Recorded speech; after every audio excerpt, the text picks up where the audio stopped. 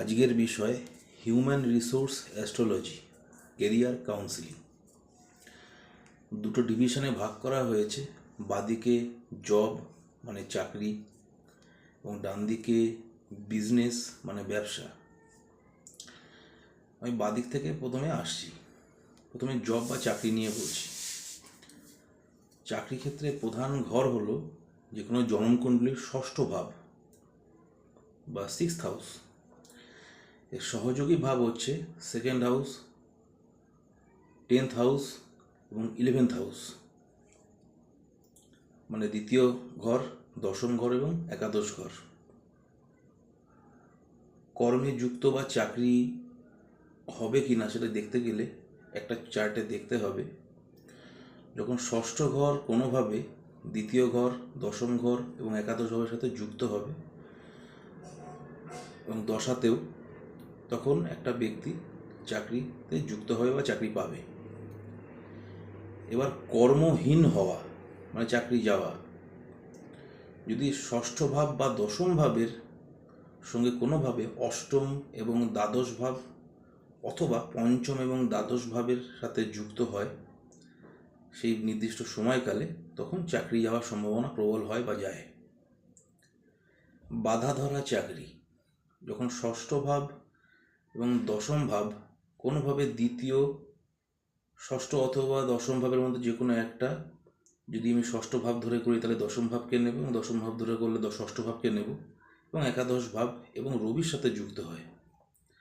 সাধারণত দেখা যায় যে সরকারি চাকরি এবং কর্পোরেট সেক্টরের খুব উচ্চ লেভেলের চাকরিতে, সিইও, সিএফও ইত্যাদিতে এই কানেকশনটা দেখা যায় প্রধানত। এবার আমি আসছি বিজনেসের দিকে। প্রধান ঘর হলো 7th হাউস মানে সপ্তম ভাব।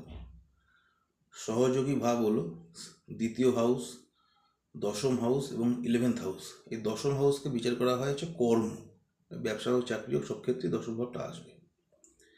ব্যবসার সাফল্য হবে কি না, যদি সপ্তম ঘর যদি কোনোভাবে নবম, দশম, একাদশ ভাবের সাথে যুক্ত হয়,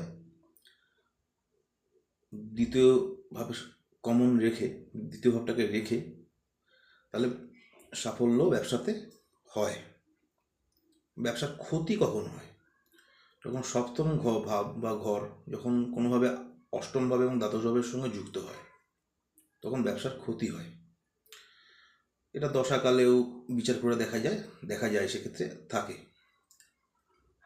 অংশীদারি ব্যবসা, পার্টনারশিপ বিজনেস, যদি দেখা যায় সপ্তম ঘর কোনোভাবে পঞ্চম, সপ্তম এবং একাদশ ভাবের সঙ্গে যুক্ত হয়, তখন পার্টনার বেশি লাভবান হবে।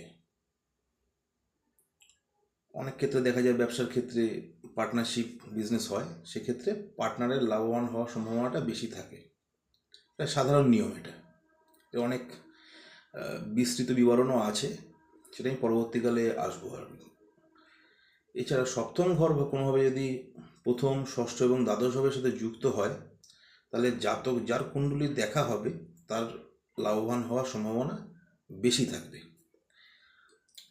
পরবর্তীকালে আমি ক্যারিয়ার কাউন্সিলিং অনেক বিস্তারিতভাবে আসবো, কী ধরনের চাকরি হলে কেমন গ্রহ কম্বিনেশন থাকে, কী ধরনের ব্যবসা হলে কেমন গ্রহ কম্বিনেশন থাকে ইত্যাদি নিয়ে। নমস্কার।